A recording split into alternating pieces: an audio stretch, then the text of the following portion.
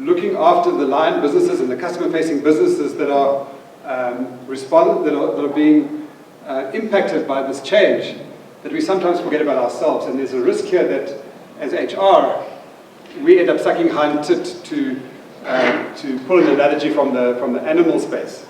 We don't want to be the runt of the litter that's getting the dregs of the organization's focus when it comes to changes in technology. What technology do we need in HR to perform the roles that we're performing? FNB are using AI now to sift through incoming CVs and match those with roles.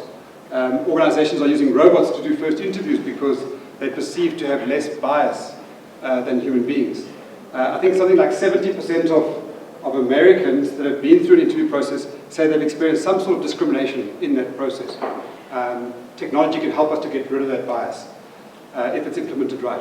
But then we have to have the skills, the tools to be able to take advantage of these new technologies and then perform in the organization. So how do we get our share of the budget? How do we, when we've got that share of budget, how do we have the skills to be able to spec a system in the AI space, the robot space?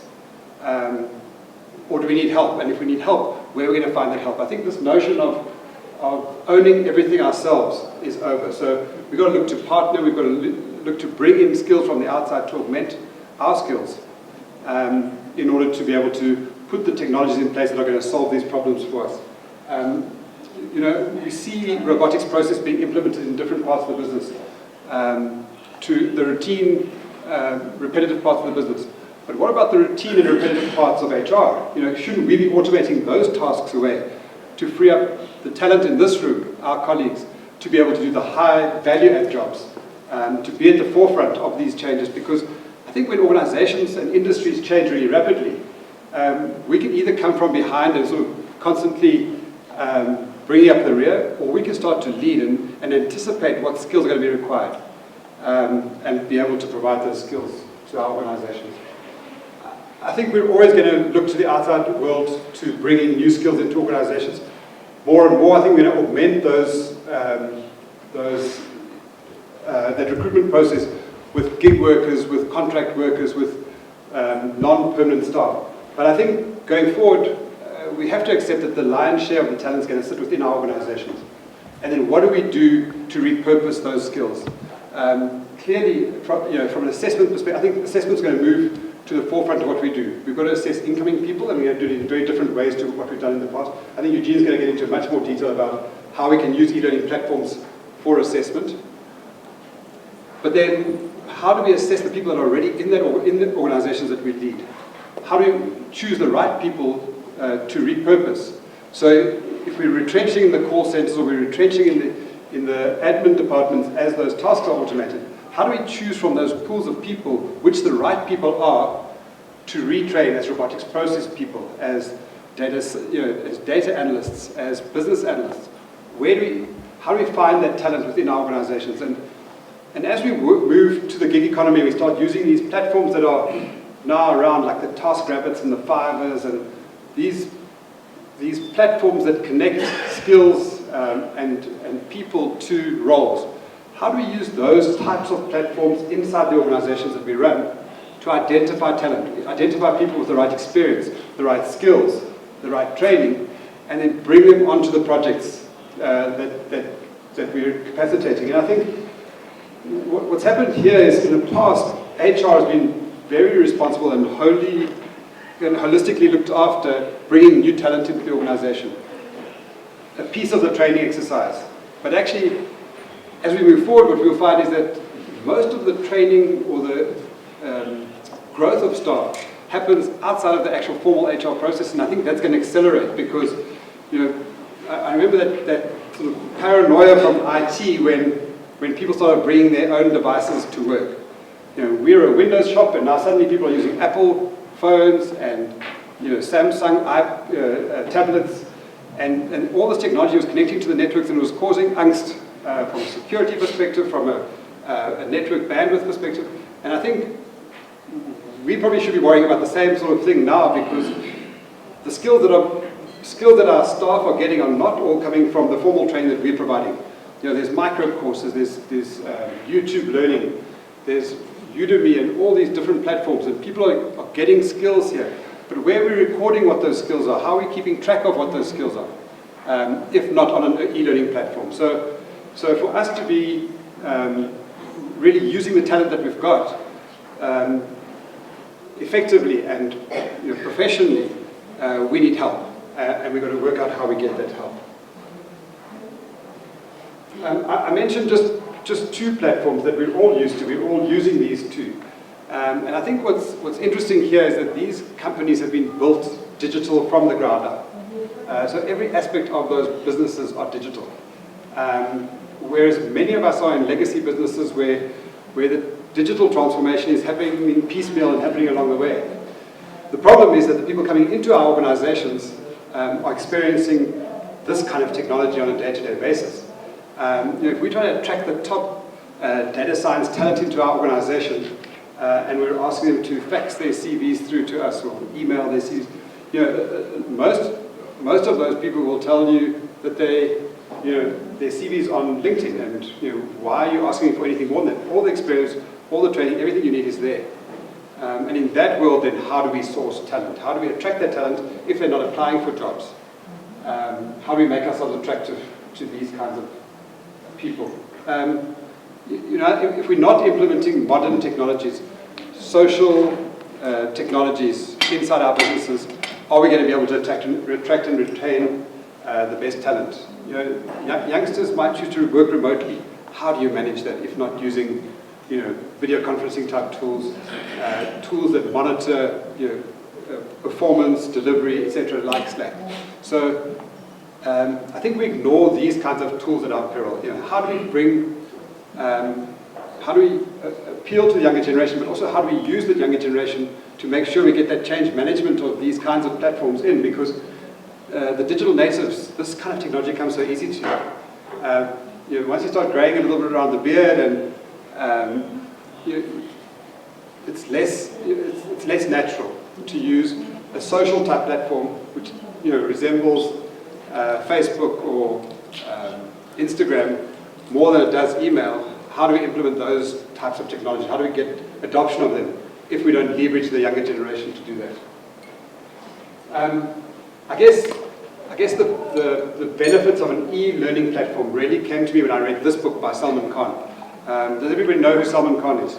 This is the investment analyst, the Wall Street guy who started training his niece and nephew using initially Skype conversations, and then when he wasn't available, YouTube videos. And those YouTube videos went viral. So he was teaching maths to his nephew and niece. And it's a fascinating book because the crux of it is about how people learn at different speeds. So as long as we're sitting in a classroom here, the really quick ones, the guys that are on top of things, become disinterested because things are moving too slowly for them. The guys who are battling to keep up become disengaged also. So you're teaching to a middle. And I think we really risk losing too many people out of our talent pool if we don't bring everybody along a path. And Salman Khan's view is that everybody learns at their own pace, but everybody can become a master given time.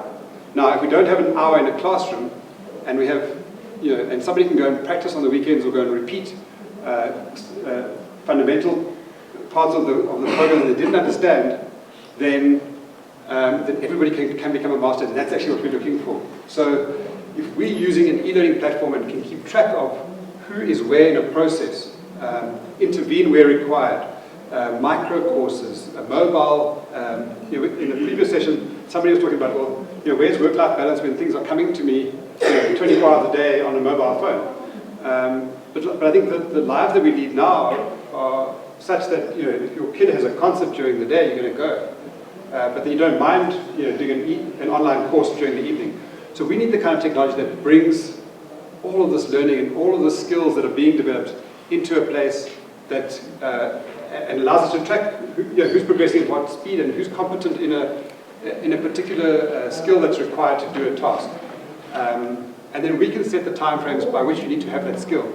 And clearly, sort of e-learning is better suited for hard skills or so-called hard skills.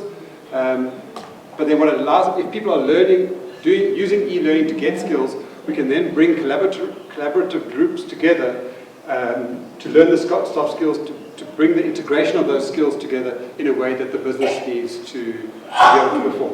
So I really think that, that e-learning platforms, but also all the kinds of technologies and assessments and kind of new age thinking and processes around HR in all aspects of the HR process, from recruitment to training to performance management. We need to be up to steam with these platforms and make sure that we're using them optimally. And in that way, we can do the best possible job for our organizations. So that's my intro, and I'm going to hand over now to Eugene to pick that up. Thank you.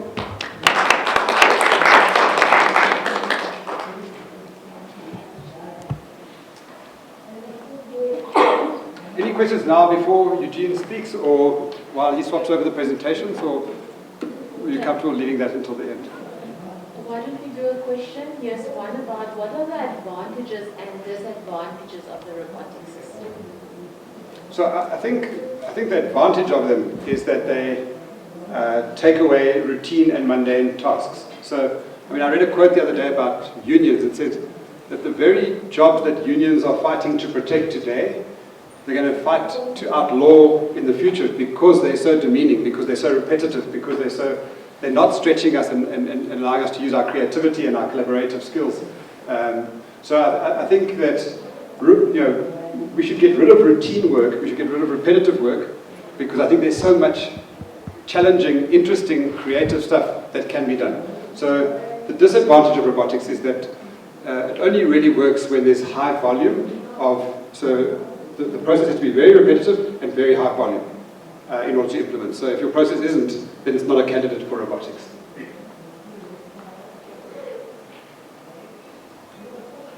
Over to you, G. Cool. Hi everyone. You guys are very quiet. We're talking through the laptop. Okay. And we have a deal. We find out is MindWorks a recruitment company? We're a recruitment company, but we're also a training academy. Initially we train unemployed graduates in digital skills, but actually this year we spent more time retraining existing staff inside organizations rather than bringing new talent into organizations. So we've seen a trend where organizations are freeing up resources, and rather than letting them go, are retraining them for other positions because of digitization. And do you, in terms of interns, you said unemployed graduates, Yeah. do you have a system whereby when you put out an advert and the intern applies? If I talk to them about artificial intelligence coming, big data is coming, algorithms, predictive algorithms, is way above their heads. And they usually think that it's not really applicable to their business, but it is actually. And it's actually not that difficult to access, and it's not that difficult to use. So the two examples I'm going to give you today are very typical examples of two of my clients that we've helped using normal software. And it's actually available to very much everyone that might suffer the same challenges that these guys have. So without further ado, let me quickly tell you about my two clients. So I've got, about 2 years ago, I signed up two clients. The one lady is called Posh Lamini, and the other gentleman is David Ntini. And they, for some reason, within the same year, they're both in the HR industry, but they've got different companies. They run here in Joburg.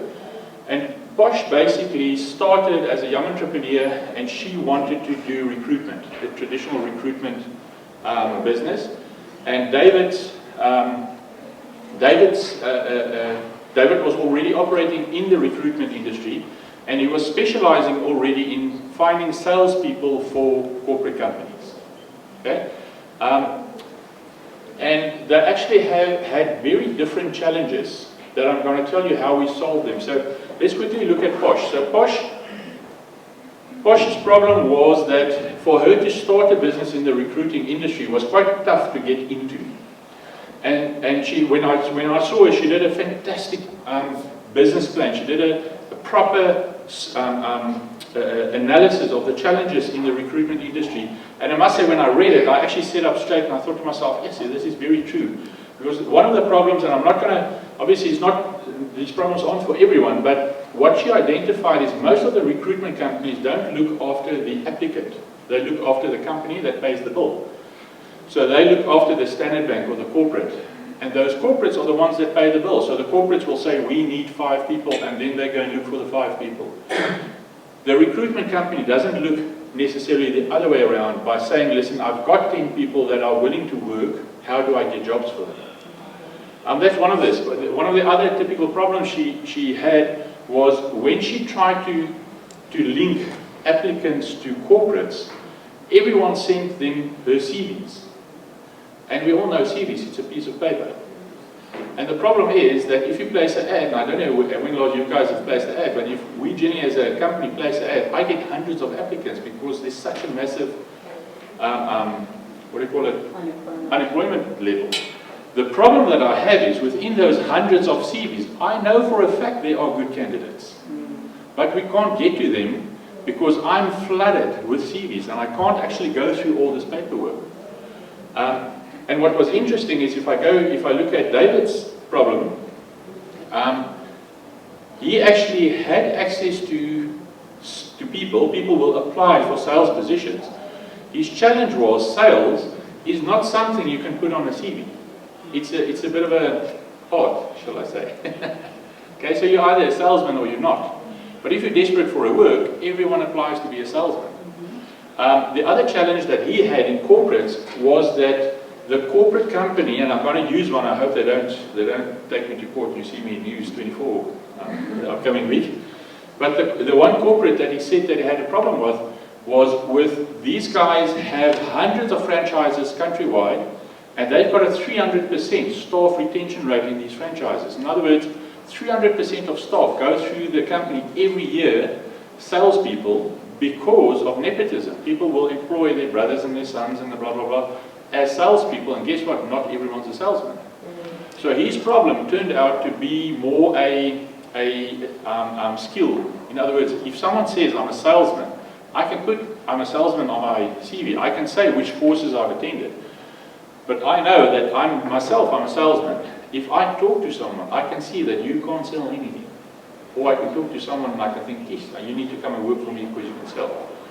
So between Posh and David, they actually had quite interesting challenges. So as a software engineer, we had a couple of decisions to make.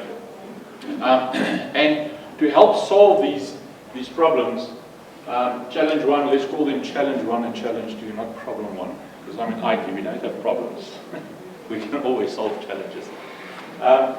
So let's quickly look at, I'm going to refer to Posh's challenge as the first one, and that is what was her problem. So as I already mentioned, the existing recruitment process is very traditional. And in the sense that someone advertises a position, someone would then apply for that position, and then if the guys have software, which most companies have, they will compare database fields. So they will typically say that the position requires an engineer with blah, blah, blah, blah, blah experience, and they'll try and match it on the other side, and out will pop a result from a computer. Seemingly that the computer will try and get the best match, which is great, but it is very traditional. One of the biggest problems that she had was the fact that that whole process was based on a CV. And I want to ask you guys, what is the problem if you base a whole process on a CV? Piece of paper. What would be the biggest problem with that? Well, firstly, you don't even know whether the person wrote the CV themselves. Okay, you don't know if it was the person that wrote it. Yeah? Misrepresentation of information data. Yes, misrepresentation. I know I don't do it, but I can't speak for everyone. And the fact is, if you're desperate for a job, legitimately so, you're under pressure to get the job. And I think a lot of the thinking is, as long as I can just get in front of the interview, I'll then win it. Okay, so the biggest problem was that the traditional process asked for the worst confirmation right at the beginning. Because what do you do if you ask for if someone applies for the job? You ask for the CV. So you're actually asking for the thing that you technically should mistrust, most of it. What would be a better option? Would it not be better to try and meet the guy first and talk to him and maybe ask him to do something practical? But what's the problem with it? You have 500 applications. How do you do that? Okay, so what Posh did very well is she identified this little conundrum. So if you have hundreds of people applying, how do you then actually get to everyone if you don't use the CV technique? And I found that actually quite very, very interesting. So the perfect scenario, we identified as software engineers and as a business analyst, I said, listen, what would be a perfect scenario? Well, in her case, it could be, what if I could actually interview the person first and actually ask him to do something? In other words, let's say, I mean, we all want to employ someone that's got basic Microsoft skills, am I right? Word, Excel, Outlook. Maybe not Outlook, but definitely Word and Excel. As an IT company, my staff need to know Excel. So if I go out and I ask people, do you know Excel? What's the general answer? Yes. Okay, until I put them in front of a computer and I say, here's an Excel sheet, do a budget. And then, all the wheels fall off. Okay? So in a perfect scenario, I would have wanted them to first just leave your CV. I'm not now interested in the CV, because the CV I'll look at later as a proof of what you told me. But if I phone you and I say, listen, can you do Excel? And you say, yes. Here's the notebook, show me. Okay, so that was the first thing we wanted to do, is to turn it around and not rely on the CV, but try and put in an infrastructure where we can handle 500 people doing that. And then later on, you can always send me your CV. Okay, so that was the one thing. So the current method does not support that. And I must say, unless I'm wrong, and you guys can put up your hand and tell me, I'm not aware of a system that does it like that. Even on LinkedIn. If you apply for a job on LinkedIn, you either send your LinkedIn profile or you send your CV. Okay. And now there's this big thing to try and make sure that everything on your LinkedIn is really true. But I must say, as an entrepreneur, we employ quite a lot of people. As an entrepreneur, I honestly don't care about a CV. In IT, if someone says they've got a software degree or they've been programming for 10 years, I'll take the guy for 10 years first. Okay, so I'm lucky in that, but I realize if you're a doctor, you might want to see a degree.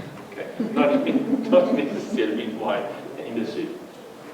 Okay, so then we said, listen, we need some new thinking. Who was the pilot for SAA that flew for 20 years? Yeah, exactly. Didn't have and wasn't qualified. Yeah, it might have been me that employed him. Okay, that's a very good example of Terrible using a CV. But I must say, I've had, I can't say a ratio, but probably 80% of the CVs that we review does not actually reflect what the guy can do. And I must also say it reflects it, it undersells it. I've met people that I thought, this is an amazing guy or an amazing girl. And I look at the CVs and they can't put what they do on their CV. It's frustrating. They can only convey that if you meet them. So you've got the flip side as well. So basically it boils down to CVs for us at last resort. Okay, so let's quickly look at Daniel's challenge. Daniel's challenge was that most people apply for sales positions, which everyone thinks they're a salesman. By the way, I do actually think everyone's a salesman. Do you agree? Who doesn't like sales? Here. Okay, I can prove that everyone's a salesman. The first thing you did, coming out of your mother, you sold. Okay? What did you sell? What did you want? Attention. Well, attention and milk. And guess what? You closed the sale. So well done, everyone. Okay, sales is a skill that most of us might not be comfortable with. But it is something, if you employ someone as a salesman, you need to identify, can this guy do the job or not? And Daniel's position was that he had thousands of CVs. We can put them through the same process as Posh's guys, that I'll show you. But the problem is, this is now a little bit next level. I need to test the level of how well this guy is a salesman. And then he had that one specific client, which we did the proof of concept for, that I'll show you, that had this massive staff turnaround because the managers in his franchises kept on employing family members instead of real salespeople. And once we started talking to them, the sales or the manager said, listen, but we don't really know how to identify a salesman. which obviously is a true thing. So let me quickly take you through the brilliance of technology. Okay, so when we start solving a problem, we just take this little mantra. We go through why we do something, how we do it, and what we do. I'm going to save you a long talk and say that we identified, instead of developing a new system, because generally I'm a software programmer, and I can warn you, if a software programmer comes in and says, listen, we need to develop a new system, red lights must go off. Because in today's world, there's almost systems for everything available. Okay. So what we did is we analyzed both these problems, and we realized, hey, both of these are very closely related to education. And to educating and having a platform to ask a question and getting a result. And it ended up that we said, listen, something that might work very well is what we call a learner management system. Okay, so can I see by a show of hands who's worked on an LMS? 1, 2, 3, 4, 5. Eish, not a lot of people. Okay, so we refer to it as an LMS, a learning management system or a learner management system. And it's usually a platform on which you would put content so that someone can consume the content on the other side. A big portion of an LMS is its ability to quiz, like to do quizzes. You ask questions and someone needs to answer in a certain way, or in assignments. You'll do an assignment, the guy will go away for a week, do his assignment and upload it. And it was actually that facility, the quiz facility, that we were very interested in to solve these two problems. So I'm quickly going to show you how we did it. Okay, challenge number 1. Let's quickly go through the... I just want to bless you. Okay, so for challenge number 1, what we did as a solution, so let me just reiterate. Challenge number 1 was Posh, that was looking for a quick and easy way to filter candidates, not using the CVs. So what we did is we set up an interview course for her, but not just one, a couple. In other words, if someone would apply for a specific position, they would typically do 2 courses. They would do a general course, and then they'll do a topic-specific course. So let's say she was looking for an IT professional. We would basically do a general course just so that the guy can start filling in questions. Now the interesting thing is, you might ask me, what questions did we ask? Well, if you think about it, if you ask someone very specific questions, you force them to answer in a specific way and through that reveal themselves. Okay, so let's take the Excel example because I love that one. We've actually adopted this, and I can tell you I go from advertising to interviewing to employing people in 1 week. Okay, so what we did is, as an example, so I want to interview people and they must know Excel. So traditionally I would say, do you know Excel? They'll say yes, or their CV will say, I know Microsoft to intermediate, expert, whatever level. But I want to put them in front of Excel and say, show me. So what we do is, one of the questions we'll ask is, well, for one, do you know Excel? Guess what? Yes. Then I'll say, as an assignment, take Excel and write a budget for a family that earns 20,000 Rand and spends 15,000 Rand and upload your sheet. It sounds simple, does it? Okay, but what it does is, it forces that person to go into Excel, do something, save it, and upload it. And that encompasses a whole range of skills that I'm looking for. Can they browse the internet? Can they do formulas? And guess what I end up with? I end up with the actual sheet that I can look at. So as an IT guy, if I look at someone's Excel sheet, you must be careful if you do interviews and you work on Excel, because usually the guy that interviews, you can see, look at your sheet and see how much you know. I can see, does the guy know how to do formulas?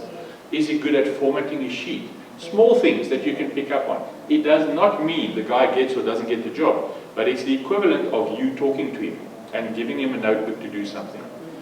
So it's not just asking him, the questions that we don't ask are work related. In other words, history. Where did you work? Because the CV will have that. I will ask them questions cleverly thought out that I would typically ask face to face, and it must basically result in them doing something. In other words, you would say, are you proficient in English? Yes, I am. Well, write a paragraph. And you can immediately see. You can even ask them, are you good in photography? Take a photo and upload the photo. If you actually think about it, without talking to someone, you can ask amazing questions where the guy will reveal his skill set. So, what we did then as a solution, we used our learner management system, Tiwit Online. We run a LMS where customers can have an account, like for 1,500 Rand a month. You can go crazy, you can develop courses and stuff. And now you can basically develop interview courses. And it also, we're not talking about 100 questions, because what's the first thing to put off a candidate is, well, fill in these 5 pages and 200 questions. Okay, that's not going to help. So up front, we now tell the student, don't worry, you're not going to retype anything. You're not going to reload your CV. You're not going to tell me about your history. Just answer these 5 questions. And it will take you 10 minutes, like a typical survey. Okay, so on the challenge, the process was actually now quite simple. Because it's an LMS, I can invite someone to the course using email. So I will place an ad on LinkedIn or Facebook. I promise you I get hundreds of applicants, which is great. And the one thing that I personally like to do is to respond to all of them. I know you're going to all go, yeah. But the reality is there's nothing as depressing as looking for a job, applying somewhere online and nothing happens. You don't get a thank you, you don't get a week looking at it, you don't get a week reviewing it. So I like doing that. So the first thing we did is we do an ad. In the ad, we say you don't need to send your CV, but give us your email address, because I need the email address to send the... If the guy sends the email address, I send him a thank you by name. Thank you, John, for your CV. And I quickly explain in the email the process. We do stuff different. We think out of the box. We're going to ask you to do a 10-minute online survey which acts as the first interview. So immediately the guy thinks, hey, I've got a chance. I can actually apply. He then accepts the invite. He's on the LMS and he does his quiz. Just a quick one. Now, how do you know that the person sitting on the other side is a lead job? Okay, now that's... Can I answer that a little bit later, because I do actually address that. That is probably the biggest question we've got. Okay, so the question that he asked was, how do we know it is John that's doing the question? The quick answer is we don't. But through the tech, we can figure it out later on. Okay. What this process does is it means that you filter through people very quickly and you get to the people that are serious, that have the skill, and that do apply. Okay, so just a quick, I've just taken some screenshots. This is on my LMS, so we'll send an email, we'll invite the guy, the system, because it's an invite per email, the guy will basically enroll. Sorry, it's a little bit small, you can't, but you can see there, welcome to your interview. And then the guy, it's like a Coursera, Udemy, it's an online course. The guy will do an online course, but we make sure that the communication we give through is very personalized, that the guy actually really feels he's being nurtured. He'll get to his table of contents, there he'll do his interview introduction, he'll get to the quizzes, then there'll be a couple of quizzes, and ultimately he'll do his little quizzes that are either questions or multiple questions, or it's as if going through a normal e-learning program with Coursera and Udemy, except we focus on quizzes because we want to ask questions. The results, I can tell you, was actually quite amazing, because out of all the people that applied, let's take for an example, it actually works down to a 20% rule. That out of, there we have the results, I'll show you the results now. Out of typically 100 people that will send us their emails, and we will respond by inviting them to the course, 20% of them will accept that email. So 20% of them will go on the e-learning course. I can see that because I'm the administrator on the course. I can see, I send those, and these are the guys that actually applied. I can even send them further mails if I want, but out of those 20% of them will complete the course 100%. And I literally go from advertising to interviewing 4 people. And I can promise you, out of those 4 people, I'm actually looking for a job for all 4 of them. Because they are so purposely gone through this channel that they actually qualify for my stuff. Okay. Coincidentally, one of the questions we ask in the course is upload your CV at the end. To show the guy, I'm not looking at the CV as your first thing. I'm actually for now not interested. But make no mistake, before you get the job legally, I'm going to phone your references. I'm going to check if you've studied at varsity college or whatever you did. So I'm not going to neglect the administrative side, but I've turned it around that I effectively do an interview and see what they can do before I actually do anything else. And the old method was I look at actually the one thing I mistrust the most, which was your CV. Okay. I've just taken a quick screenshot of some of the candidates on one of the courses. And on the different quiz blocks, you'll see that some of them didn't even go through, attend. And then I've got someone with 70, 80, and yes, 119%. Guess how that happens? I asked the guy to do something in Excel, and he does it perfectly. He even adds on a pivot table, which I think, my man. Okay, and I'll actually grade him, out of 7, I'll grade him 24, 5. Okay, just from this, from grades, this is all of a sudden an employable situation. I can phone that Mike van der Merwe and listen and say, listen, can you please come in for an interview? This has saved us a massive amount of time, and apart from saving us time, it's actually given the candidates a far better experience. Because there is, I don't know, have any of you guys applied for a job in the last year? Honestly. It's a horrible experience.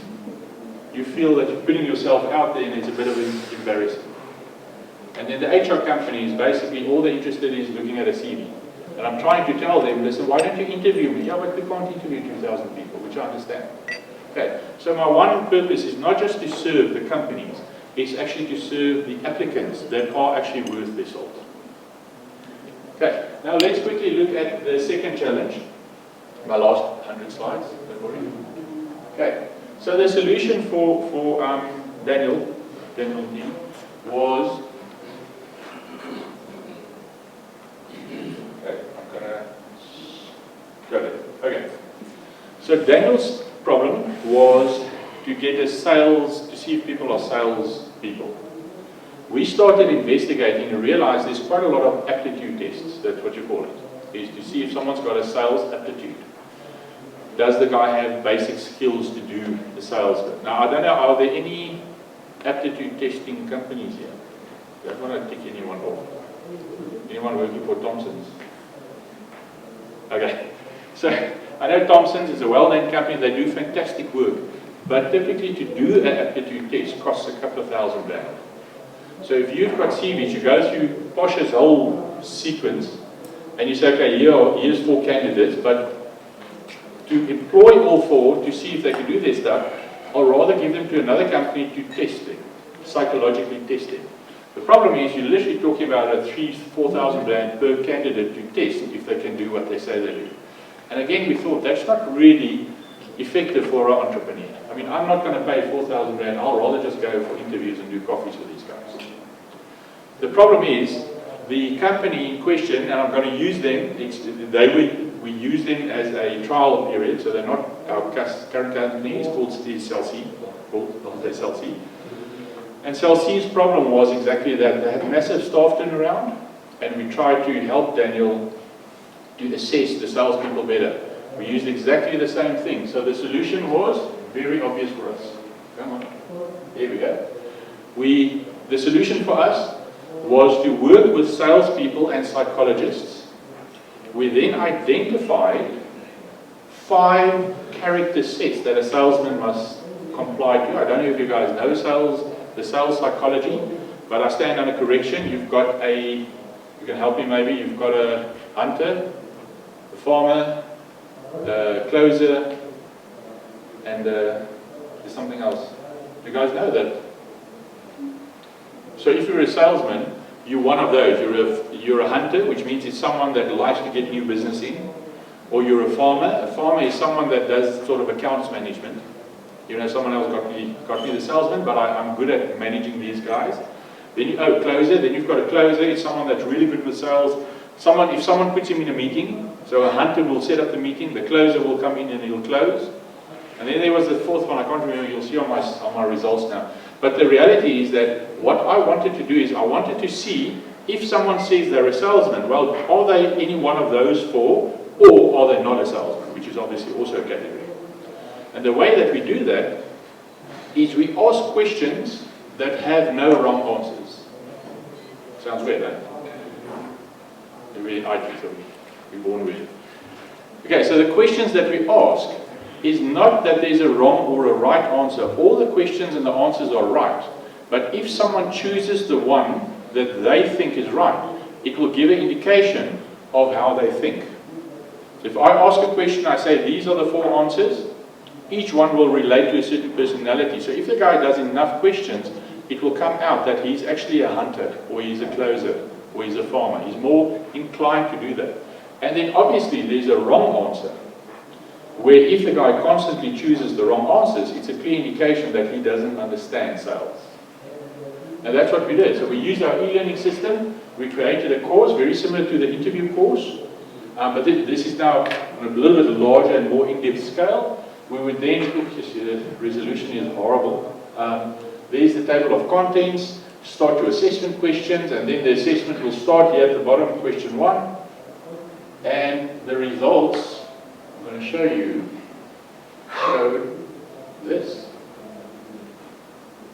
Okay, so this is the resolution is a little bit, the projector is a little bit bright. This is called a spider graph. You guys know a spider graph? It starts in the middle and goes outwards. Okay, so if you put the results on a spider graph, you'll see these are the outside closer, hunter, farmer, qualifier, or the guy is not inclined for sales. 1 to 10. This is the actual student. So looking at one graph, what would you say this guy's talents are?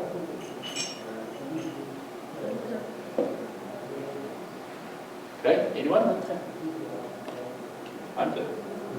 Okay, that if you look at the score, that's on 10, this is on 9, that's on 6, and then it goes further. So, all of a sudden, putting the results on one graph, I actually know what this guy's natural talent leans towards. Interesting, don't you think? Okay, this does not mean the guy gets the job or doesn't get the job. This tells me the guy applied for sales, how best can I apply him? Because if I do a similar quiz on a farmer, there is a farmer, or a qualifier, a hunter and a qualifier, and I get them to work together, I'll have the best sales team in the world.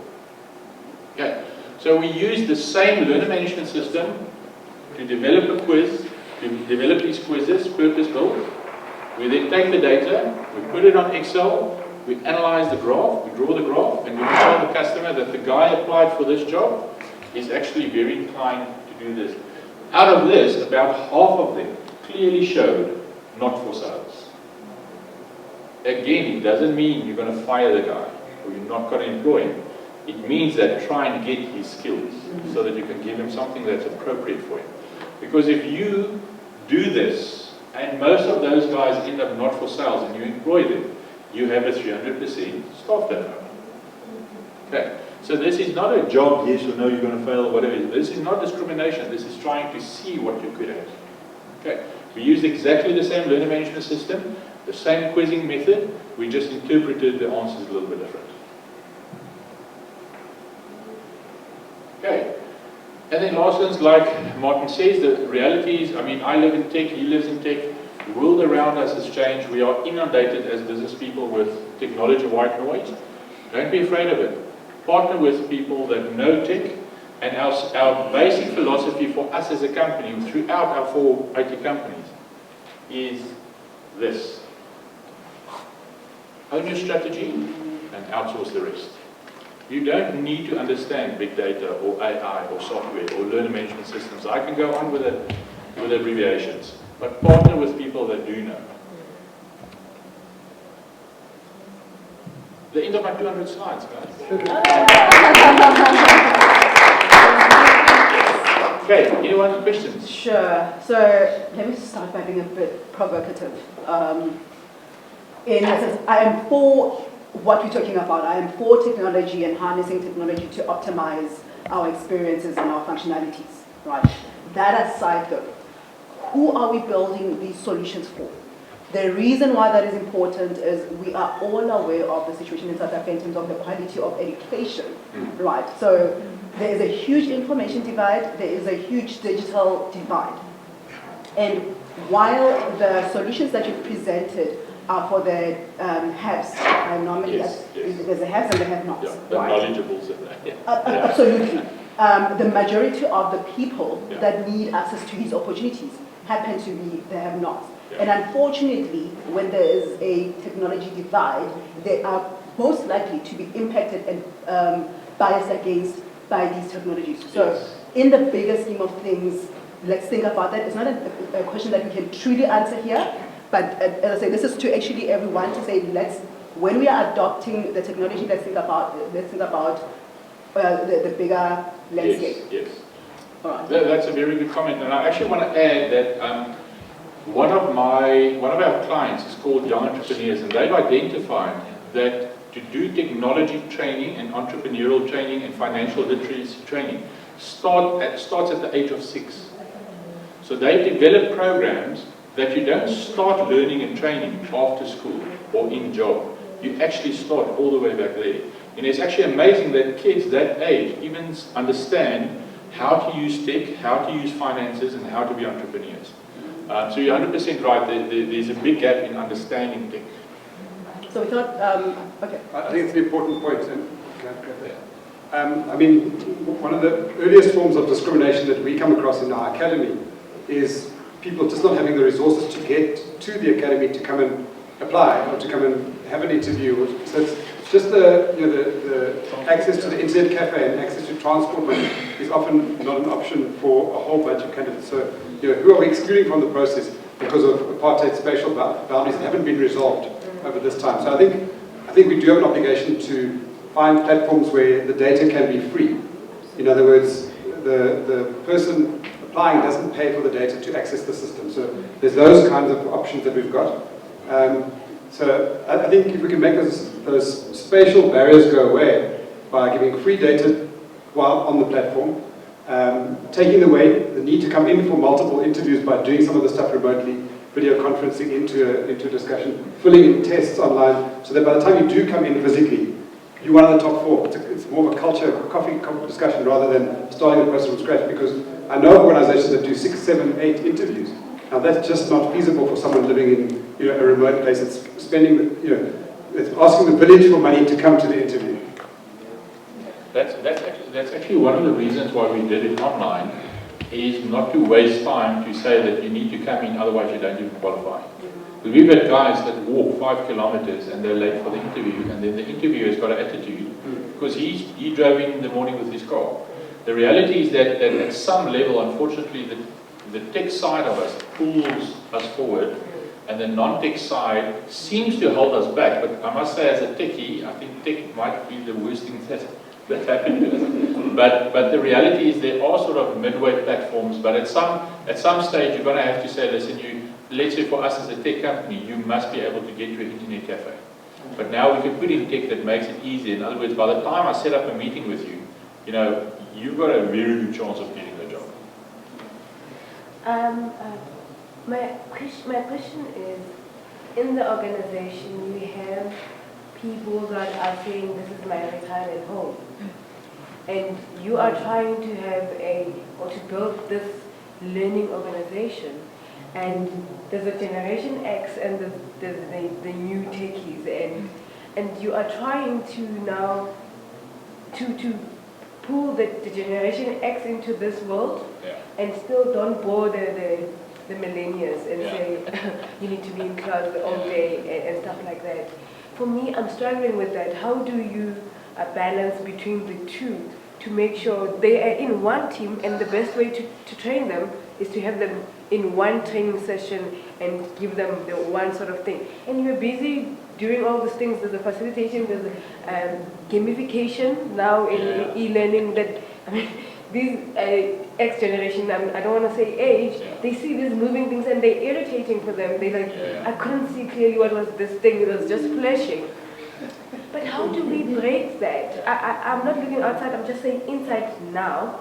I'm talking about people that are in their 40s that are saying this is my retirement home, Yeah. and we want a workforce that is competent. I think personally it's a very difficult question to answer because it's got very much to do with us as a species and how we're comfortable and how I like the fact that you call it a retirement home. Our company, I tell our staff that if you work in our company, we work on an oil rig. Big boat, 8 people. We're not a passenger liner, so we're not. But I hear what you say, especially if you run large teams and stuff. You've got lots of different levels that you need to try. In a way, with that question, as well. And we're going to get to yours now with that security. I wanted to respond to that. I think we're going to. Yeah. You'll respond. I'll I'll respond, and then we'll respond. come to your question. And then we I want to respond. Oh, also. Yes. Okay. Oh, we can go. Yeah.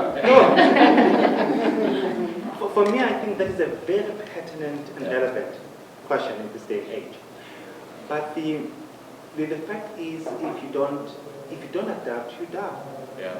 Yeah. You know, and that is a fact. Now, it is our responsibility to enlighten all this Generation X, Y, Z, that if you don't adapt, possibilities of you dying in that retirement home are very massive. Now, a person will even classify an organization as their retirement home.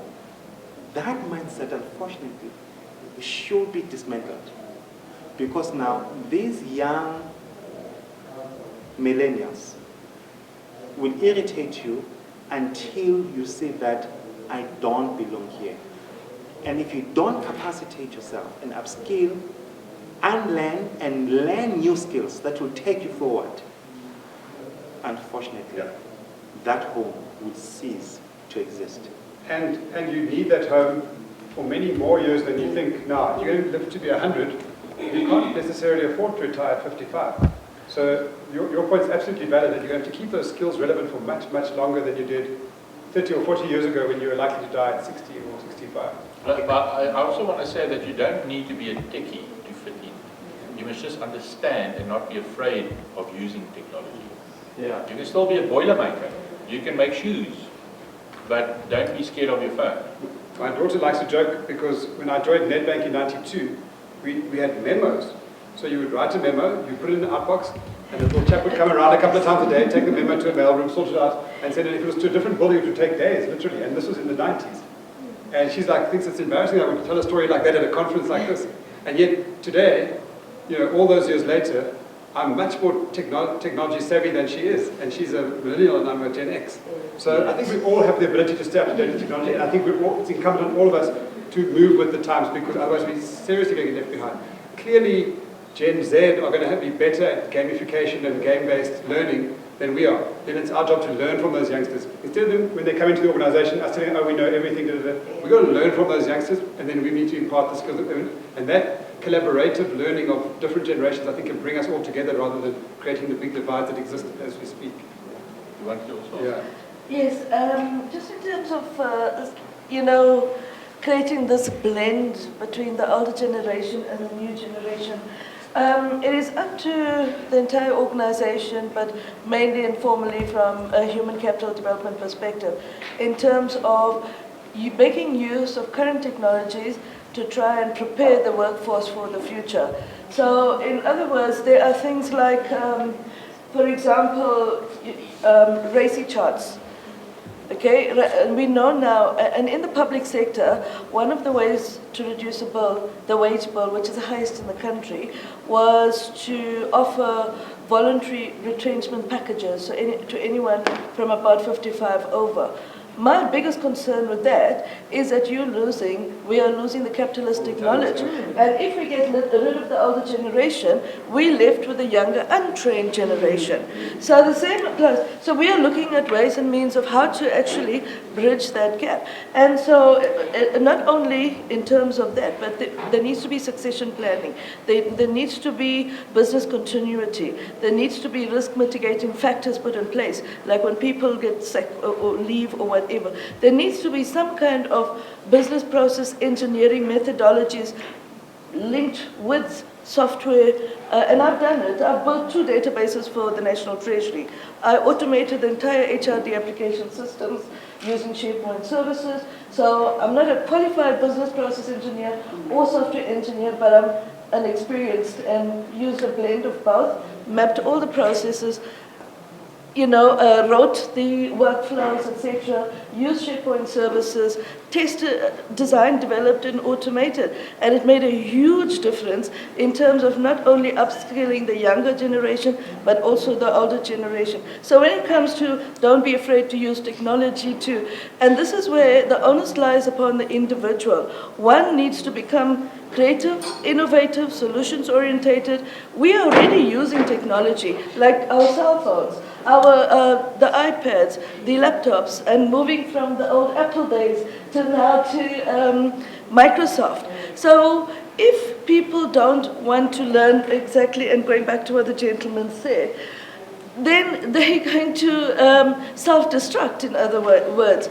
So at this point in time, nobody can actually do anything for us. We have to do it ourselves.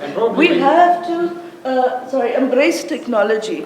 And the RACI chart is a brilliant tool that one can use, and I'm trying to introduce. I work at the DTI, by the way, I'm the HRD director. And I'm trying to transform the whole face of human capital development using technology, because right now our country is facing some serious, serious problems. We are in a recession, even though people don't think of it. If we look at the petrol prices, that's gone up. The cost of food, of living, etc., inflation. So basically, most of our key thinking should be around how can we use human capital development to create inclusive economic growth. And this must be collaborative thinking between business, labor, and government. Because if we can get that kind of balance right, yes, it is important to blend the old and the generation and the newer, but that kind of thinking must also come to the forefront. Now, the RACI chart is a brilliant tool, which is a responsibility charting theory. The R stands for responsibilities, the A, accountability, the C is consult, the I is inform. So you identify all the key responsibilities, especially if you know a person is going on retirement. So to map those, you need to map all those processes, procedures, etc., identify who is responsible for what, who is accountable, who do you consult to do certain tasks and activities, and who do you inform. So you've got not only your project management in an entirety.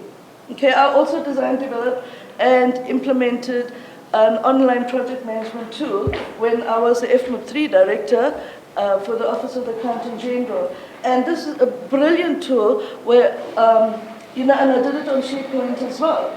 I was managing a budget of 20 million euros. So for me, it worked perfectly because we had both local and international service providers, and the bills were coming in different. And you probably find that to get those skills on SharePoint and in the database that you created, you went online and learned yourself. You taught yourself because those courses wouldn't necessarily have been available to you. I think just to So I think it's sorry. Yeah, I think The RACI chart and the balance scorecard, put it all together, create that, use technology, and then build online solutions so that it stays there. It's not something that you're developing this procedure manual and goes away. So much for adding that. Yeah, I would like to suggest that I think a lot of the world that I live in is actually split between most of my customers don't know what I do or what we do, and yet we build tools for them. And it doesn't matter what generation there is, it's the self-awareness that you need to change. So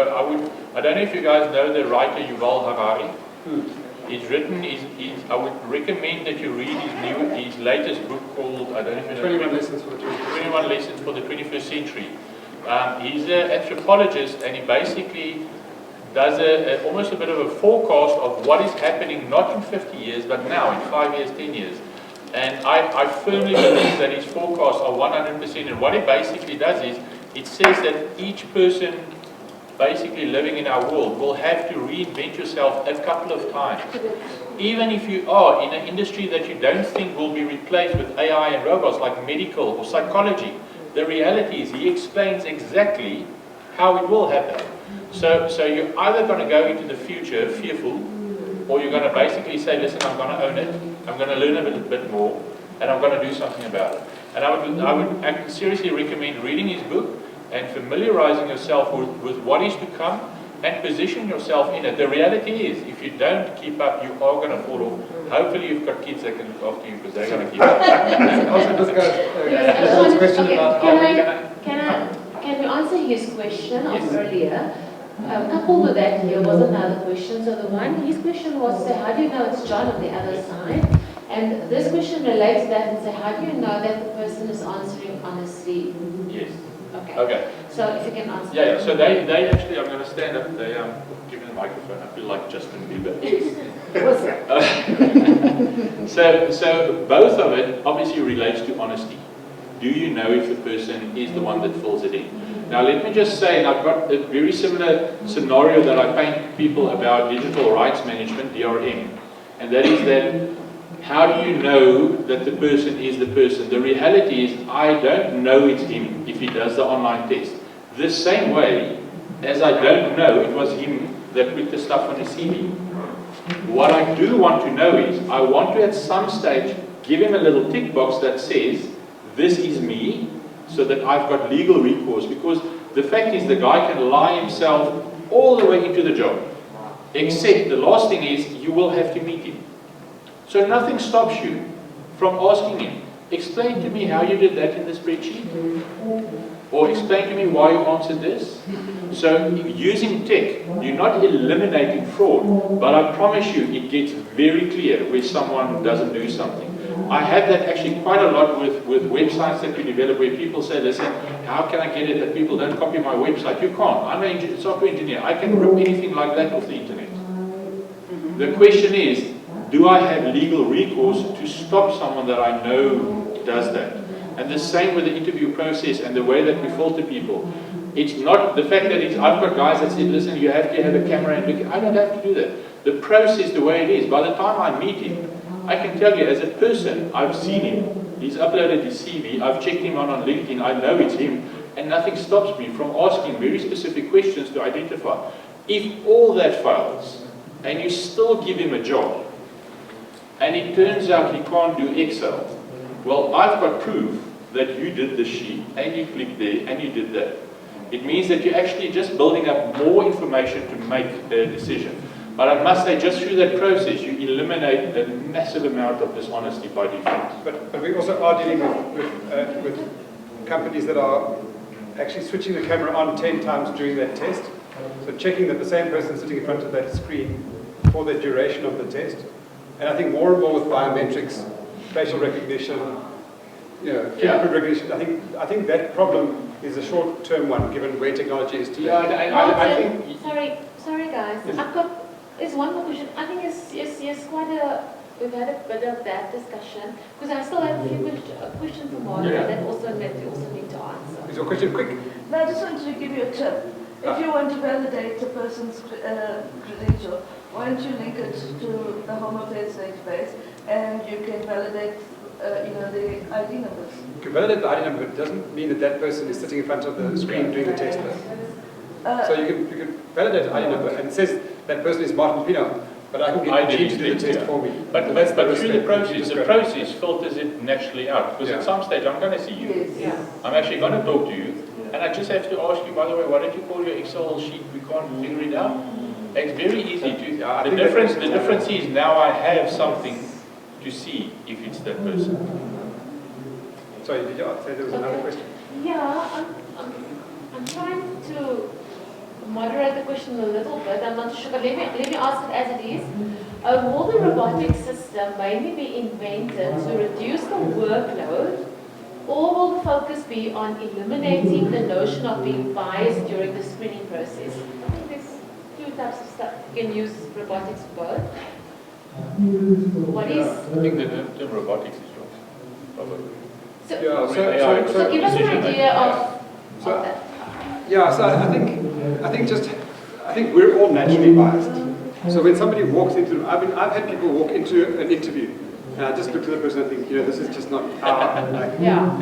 based on, what the kind of, and then during the course of that interview, that person has like blown me away. Yeah. But quite often, first impressions end up being lasting impressions, and then we look for, our biases make us look for reasons not to employ that person. And it's all subconscious, it's not something we do consciously.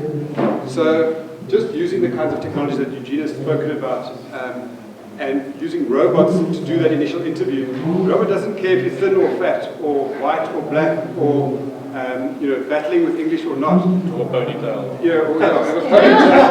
Or how you're dressed, or whether you're doing so there isn't an opportunity to take out that element of bias. Obviously, other biases will creep in further down the process, but I think that we can use robots if they're trained correctly. I mean, you've heard the opposite of where, was it a Microsoft bot that went on some racist tirade?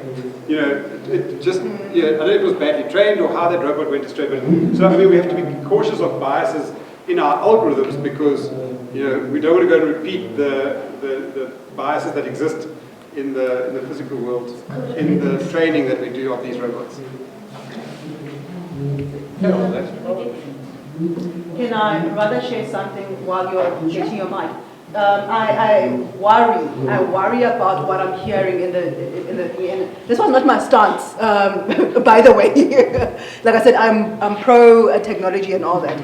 But firstly, let me start here. I conducted a research in 2016 in terms of the adoption of HR analytics amongst HR practitioners. My study was in partnership with one of the bodies in HR, so it was very wide. And the outcome is that only 9% of HR practitioners actually understand the analytics, right? And when we're talking about AI, we're talking about analytics. So firstly, we need this knowledge to help us partner with the right disciplines as they identify that as a multidisciplinary solution. That's the one. Two, it is, to your question actually, that's what triggered it. What exactly is our role in our organizations? Because I remember hearing that we are advocates. And if we now say everybody for themselves in the solutions, firstly for me it means that we are not understanding or rather aware of what changes are coming so that we develop people. So where is the change management aspect of HR development in our responsibilities? Again, that is one thing for us to trigger in how we respond to the needs in our environment. Okay, thank you. Thank you for your comments and your input, guys. Thank you. Yeah, thanks a lot. Martin and Eugene, thank you so much. Can you give them a hand, please? Please go on to Slido and rate the topic, rate the speaker. IPM, that information is valuable to them. To know what type of questions is coming out, what is relevant, what do people want to know more about, what kind of things do they bring back next year, or what kind of different things do they need to bring next year. So that information is very important. So thank you for those who posted questions.